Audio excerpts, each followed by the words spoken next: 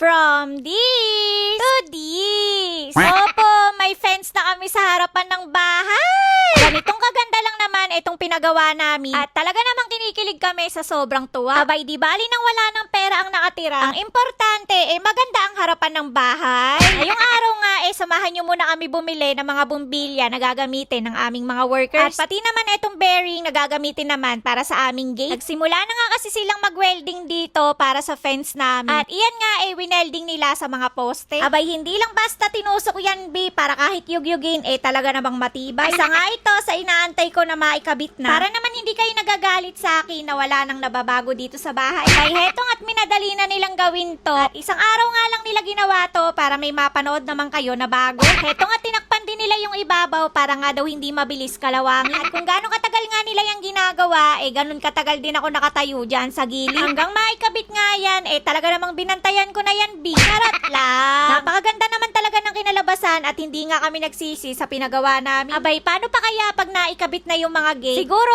nagtatatalon na ako sa sobrang tuwa. Kaya wag nga kayong mainip kung bakit matagal gawin tong bahay. At baka pag natapos to, mamiss nyo ako. Sige kayo. Abay, napaka-feeling. So, hetong at kakabalik lang namin dahil umuwi kami saglit para kumain. Pinalitadahan na nga yung mga pinagkabitan ng trusses dito sa parking area. At pati nga yung tiniktikan na pinagkabitan ng fence, pinalitadahan na nga din. At ito nga yung reason kung bakit ayaw pa namin magpapintura ngayon hanggat hindi pa tapos etong bahay. Para hindi na pabalik-balik yung gagawin at hindi na i-retouch pag may kailangan ulit tibagin. Abay, doble-doble pa kasi yung gastos at hindi naman kami nagmamadali. Mainam na lang at bago umambon, tapos na nga silang mag-welding sa fence. Abay, kung hindi, wala na naman nga kayong makikitang pagbabago dito. At wala naman nagwe-welding ng umuulan. Ganito na nga ang itsura ng bahay namin dito sa harapan. Sa itsura nga neto, pwede na akong tawaging madaming utang.